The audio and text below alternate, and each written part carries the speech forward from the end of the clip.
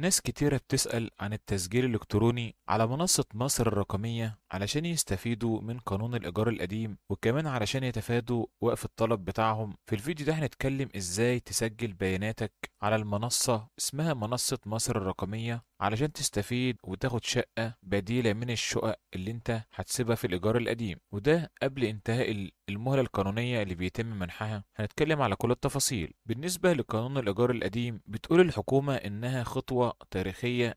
قانون الإيجار القديم خطوة تاريخية، واللي هي بتهدف لضبط العلاقة ما بين كل من المالك والمستأجر، وكمان بيحقق العدالة في تطبيق قانون الإيجار القديم. بعدها بتيجي وزارة الإسكان اللي بتصرح عن حاجة اسمها منصة إلكترونية موحدة عبر بوابة مصر الرقمية، واللي بتبدأ العمل بتاعها بشكل رسمي يوم الجمعة 3 أكتوبر 2025. البوابة ديت بتعمل ايه وايه فايدتها؟ هي البوابة الرسمية عشان تسجل بيانات المواطنين مشمولين بأحكام قانون الإيجار القديم، وده عشان تسجل فيها كل بياناتك علشان تقدر تاخد شقة تانية. بتأتي المنصة الجديدة ضمن استراتيجية بتعملها الدولة علشان التحول الرقمي، وكمان بتبسط كل الإجراءات الحكومية، وبتفعل كمان أحكام قانون الإيجار القديم. بتقول كمان وزارة الإسكان إن في المرحلة الأولى من المشروع بدأ يفتح، وكمان بدأ في إنشاء الحسابات الإلكترونية على المنصة مصر الرقمية، وبعدها بيتم استكمال خطوات التسجيل في قانون الإيجار القديم خلال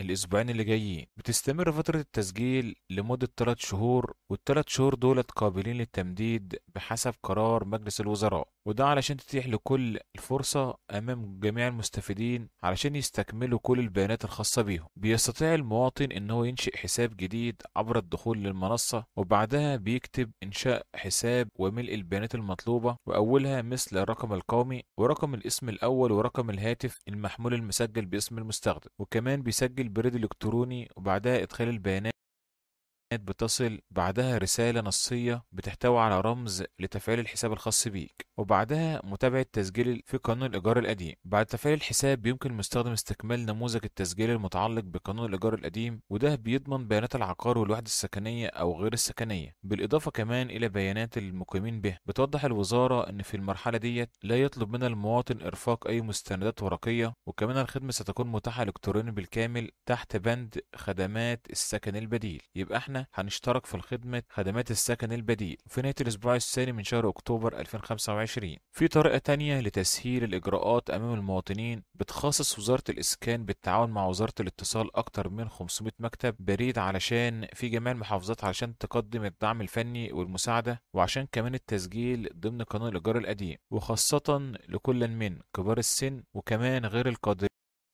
على استخدام الإنترنت.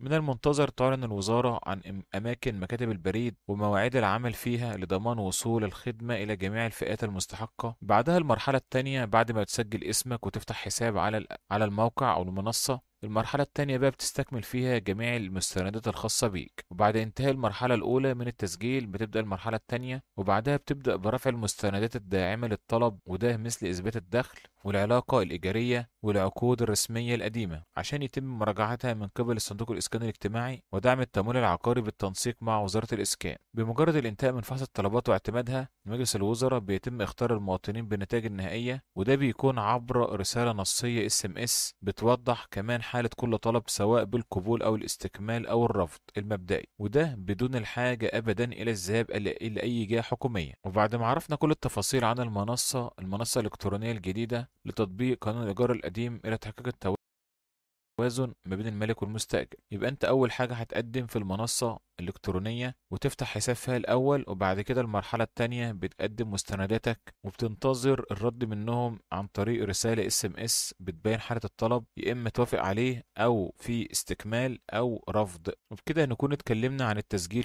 الإلكتروني في منصة مصر الرقمية علشان تستفيد من السكن البديل. لو عندك أي تعليق أو أي استفسار اكتبوه لنا أسفل الفيديو، ولا تنسوا الاشتراك في القناة وعمل لايك علشان نوصل لكم كل الأخبار الجديدة عن منصة مصر الرقمية وقانون الإيجار القديم وأي أخبار عن العقارات، وربنا يوفق الجميع. ناس كتيرة بتسأل عن التسجيل الإلكتروني على منصة مصر الرقمية علشان يستفيدوا من قانون الإيجار القديم، وكمان علشان يتفادوا وقف الطلب بتاعهم. في الفيديو ده هنتكلم إزاي تسجل بياناتك على المنصة اسمها منصة مصر الرقمية علشان تستفيد وتاخد شقة بديلة من الشقق اللي انت هتسيبها في الإيجار القديم، وده قبل انتهاء المهلة القانونية اللي بيتم منحها. هنتكلم على كل التفاصيل. بالنسبة لقانون الإيجار القديم، بتقول الحكومة إنها خطوة تاريخية.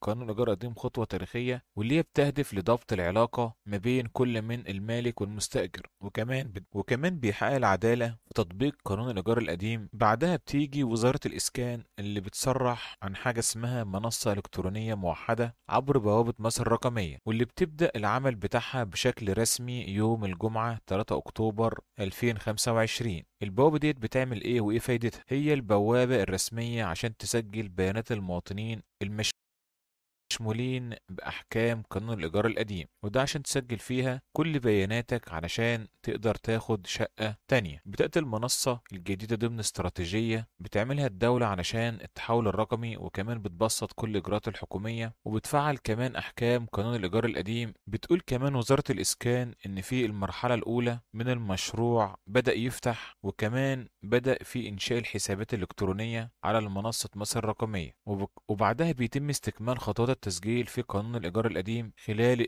الأسبوعين اللي جايين. بتستمر فترة التسجيل لمدة 3 شهور، والثلاث شهور دولت قابلين للتمديد بحسب قرار مجلس الوزراء، وده علشان تتيح لكل الفرصة أمام جميع المستفيدين علشان يستكملوا كل البيانات الخاصة بيهم. بيستطيع المواطن إن هو ينشئ حساب جديد عبر الدخول للمنصة، وبعدها بيكتب إنشاء حساب وملء البيانات المطلوبة، وأولها مثل الرقم القومي ورقم الاسم الأول ورقم الهاتف المحمول المسجل باسم المستخدم، وكمان بيسجل بريد إلكتروني، وبعدها إدخال البيانات بتصل بعدها رسالة نصية بتحتوي على رمز لتفعيل الحساب الخاص بيك، وبعدها متابعة تسجيل في قانون الإيجار القديم. بعد تفعيل الحساب يمكن المستخدم استكمال نموذج التسجيل المتعلق بقانون الإيجار القديم، وده بيضمن بيانات العقار والوحدة السكنية أو غير السكنية، بالإضافة كمان إلى بيانات المقيمين به. بتوضح الوزارة إن في المرحلة ديت لا يطلب من المواطن إرفاق أي مستندات ورقية، وكمان الخدمة ستكون متاحة إلكترونيا بالكامل تحت بند خدمات السكن البديل. يبقى احنا هنشترك في خدمة خدمات السكن البديل في نهاية الأسبوع الثاني من شهر أكتوبر 2025. في طريقة تانية لتسهيل الإجراءات أمام المواطنين، بتخصص وزارة الإسكان بالتعاون مع وزارة الاتصال أكتر من 500 مكتب بريد علشان في جميع المحافظات علشان تقدم الدعم الفني والمساعدة، وعشان كمان التسجيل ضمن قانون الإيجار القديم، وخاصة لكل من كبار السن وكمان غير القادرين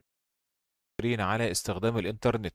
من المنتظر تعلن الوزارة عن أماكن مكاتب البريد ومواعيد العمل فيها لضمان وصول الخدمة إلى جميع الفئات المستحقة. بعدها المرحلة الثانية بعد ما تسجل اسمك وتفتح حساب على الموقع أو المنصة، المرحلة التانية بقى بتستكمل فيها جميع المستندات الخاصة بيك. وبعد انتهاء المرحلة الأولى من التسجيل بتبدأ المرحلة التانية، وبعدها بتبدأ برفع المستندات الداعمة للطلب، وده مثل إثبات الدخل والعلاقة الإيجارية والعقود الرسمية القديمة عشان يتم مراجعتها من قبل الصندوق الإسكاني الاجتماعي ودعم